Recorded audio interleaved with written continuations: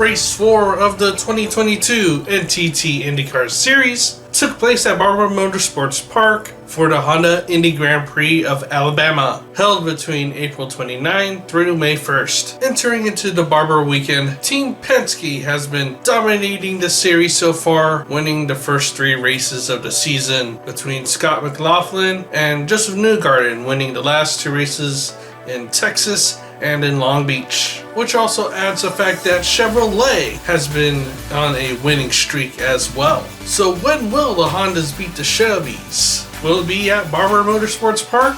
Let's recap the Honda Indy Grand Prix of Alabama. Once again, we see the Hondas fast in practice, especially with Colton Herta. Although when it came to qualifying, it ended up not being a Honda. It also ended up being a Team Penske driver winning pole position. It was a Chevy driver under Ed Carpenter Racing. Rinus VeeKay would win. Pato O'Ward would complete the front row in second. Thunderstorms would pass through the track in the morning hours before the race, thus cleaning up the track.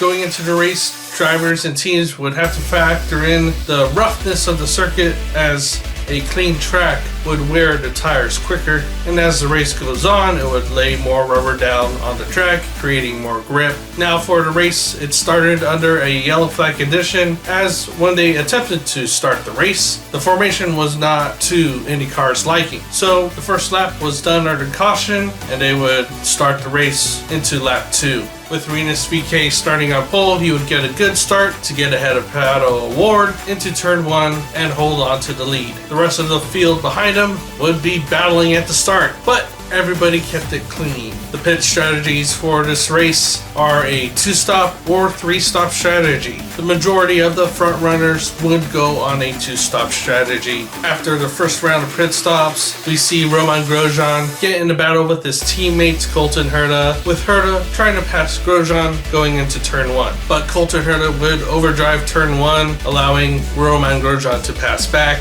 But eventually, Colton Herta would manage to get past Romain Grosjean in a spectacular way. The drivers at the front would start pitting at lap 30, and the rest of the lead pack of drivers would pit on lap 31. Then on the next lap, lap 32, Callum Isla of Juncos Hollinger Racing would spin out in turn 8, creating this race's only caution period. This caution period changes up the strategy of those on a 3-stop strategy. Rinus VeeKay would be leading the first 2/3 of the race. On lap 62, Rinus VeeKay and Pato O'Ward, who were first and second, would make their final pit stop together at the same time. As they exited pit lane, they would be close together, with Pato O'Ward behind. He would make an attempt to pass Rinus VeeKay for what effectively would be the lead of the race. Going into turn 5, he manages to pass on the outside of Rinus VeeKay. On lap 64, Alex Palou would pit and come out of the pits, doing the overcut on Rinus VeeKay. There, Alex Palou would be positioned in second place and closing in on the leader of Pato O'Ward. In the last laps of the race, we'd see Romain Grosjean once again get in a hard-fought battle, this time with Graham Rahal. Going into turn 5, Romain Grosjean would attempt to pass Graham Rahal, but would make contact with Graham Rahal, and he would make contact again. It wasn't hard contact to where he spun out Graham Rahal. At the end of the race, it would leave Graham Rahal frustrated with how Romain Grosjean is driving.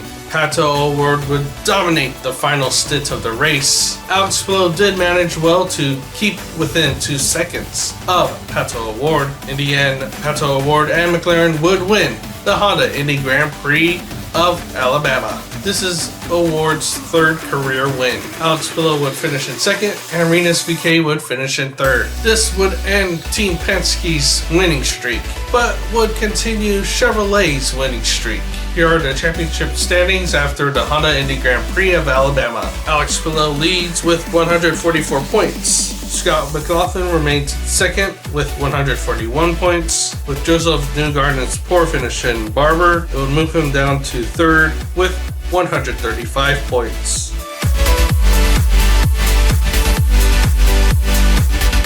Now we are in the month of May, and it's all leading up to the 106th running of the Indianapolis 500. But before we get into the Indy 500, the next race for the IndyCars is on the road course of the Indianapolis Motor Speedway for the GMR Grand Prix. Live coverage of the race will be on your local NBC affiliate and on Peacock. That is my recap of the Honda Indy Grand Prix of Alabama. Please check out more of the Spellgo YouTube channel, and thank you for watching.